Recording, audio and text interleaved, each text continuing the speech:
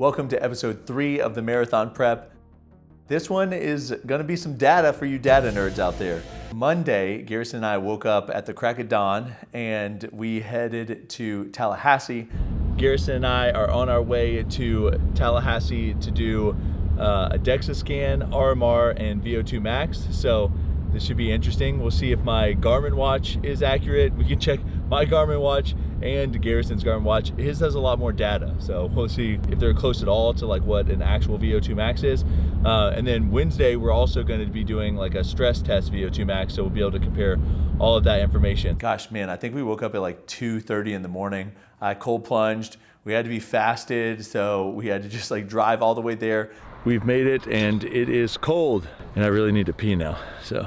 We needed to use the bathroom, and all the gas stations were closed, so we had to wait until the DEXA Fit place opened at 6, which Tallahassee is an hour like ahead of us, so it's like 5 our time. Garrison's gonna do all the testing first, and then I'm gonna do it afterwards, so that way he can film me. We have to lay for the DEXA scan, and we both joked that we're just gonna fall asleep. Can't move, we said lay. I'm gonna go to sleep. Yeah, probably.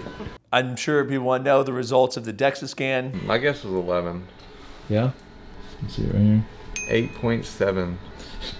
That's impressive. So I weighed in at 190 pounds. I had 160 pounds of lean mass, and I was 8.7% body fat. A lot of people estimate body fat a lot lower. You know, when they see you, they're like, oh man, what are you, like 6%? Honestly, 5 and 6% is what people like are on stage. I think you need to be like 3 or 4% to live. We just finished the DEXA scan. Now we're doing the RMR. 15 minutes of just relaxing. Yeah. How you feel about that? It's gonna be hard. Yeah, right. Next, we did our RMR, which they took you into this like quiet room. They played some nature sounds on there, and you just had to like breathe into this machine. I don't know how you didn't go to sleep.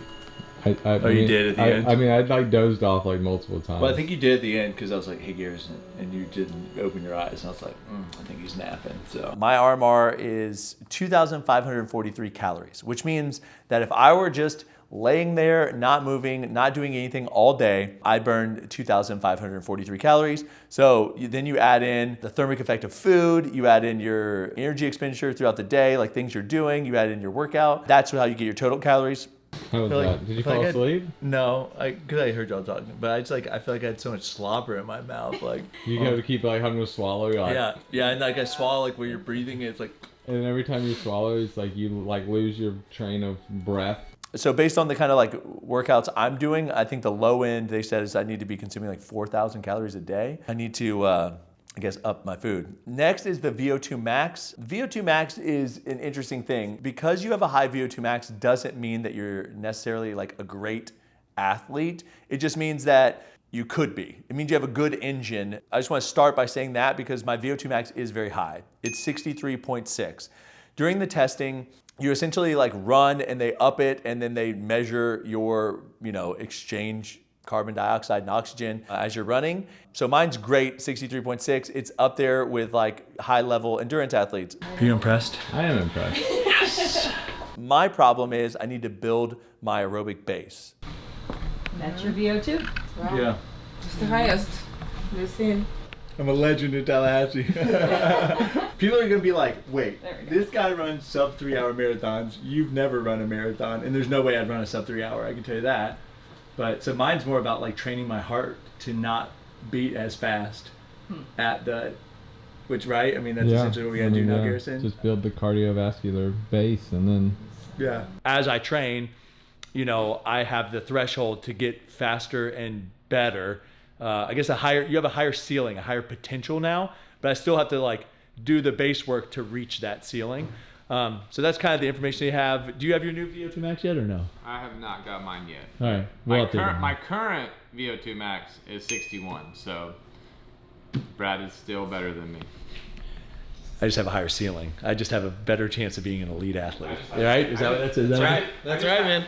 Elite status, baby. This will help Garrison, I guess, really tailor the training plans for me because I don't need to be doing Vo2 max training. I need to do like aerobic base training. A lot of slow, low heart rate miles. Essentially, I need to get my heart rate lower running, decent paces. So that's kind of what we're doing. I can handle top end stuff.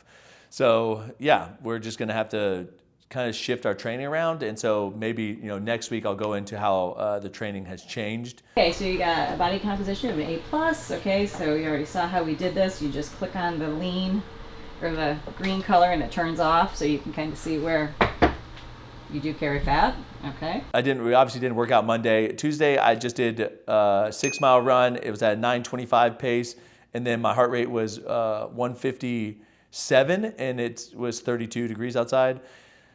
And that's when Garrison and I decided to go pick up the Coros monitor, and I was gonna start wearing my heart rate monitor as well. So I picked up this Coros heart rate monitor that goes on your arm. I got the large size because my arms have 3 pounds more muscle than Garrison's arms do. So I needed the large. He probably could do the standard. Probably. Just saying. But anyways, my heart rate monitor keeps disconnecting from my Garmin, and we just need good data. So I'm gonna run my heart rate monitor off my phone because it works fine on my phone. And then I'm gonna run this off of my Garmin. So hopefully we just get some more better data as far as like zone 2 training. So I'll keep you updated on how this does for me. So we picked them up on Tuesday afternoon, and then it started snowing in Florida. And so Wednesday's normally a strength day, and all the gyms were closed, everything was closed. So Garrison and I actually did a cold plunge in our neighborhood pool. It was quite chilly. Then Thursday, we ran 6 miles at a 9:34 pace, and my heart rate was 150. So that was my first time wearing the Coros and the heart rate monitor that I have. It was 25 degrees outside, so it was quite chilly. Oh yeah, Pete. Gotta do loops so I don't have to get my heart rate back up.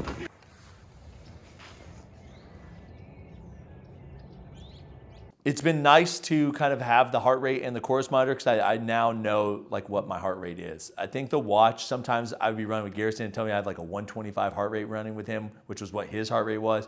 And just obviously wasn't right. Sometimes the heart rate would be like really high. And then based off of the Vo2 max testing I did, they kind of said that my zone 2 heart rate needs to be between a 125 and 158. It's a pretty big zone. And so I just need to do a lot more of that training in that kind of zone. So, which is what we're doing. Friday was back to the gym for a strength training day. And then Saturday we had planned 9 miles and we ended up running with one of Garrison's friends, Nick. And because of the way we ran, it ended up being 10 miles and it was a 9:37 pace and my heart rate was 155 and it was 28 degrees outside when we started. So it warmed up though. It definitely got warmer. And then Sunday was a rest day. Coming up, I'm gonna actually do another Vo2 max, but they're doing it via a stress test. So it'll be interesting to see what we come up with on that end as well, just kind of compared. And then I actually have like the chiropractor to visit this week. So a lot of like adjustments and making sure that I'm like still doing well throughout this prep. I'm also looking into picking up like a C2 bike erg. You know, if people know the C2 rowers, they make a bike as well. I'm gonna look at picking that up so that maybe on Sunday when I just have like a recovery day, I can do, an hour or an hour and a half at just like a 130 heart rate, just slow pedaling over there, watch some TV with Letty and just hang out, maybe watch some toonies with her. But yeah, that's kind of it for this time. Like I said, it was really cool to get this data. I think my goal, obviously, is to finish this prep with the same amount of lean mass that I started with. So I'm trying not to lose weight. I don't really want to be leaner than 8.7% body fat, and I definitely don't want to lose any muscle. So, the RMR will help me. The DEXA scan was kind of the standard that I need to try to hold. And then, knowing my Vo2 max, I know now that like I need to just do more aerobic training.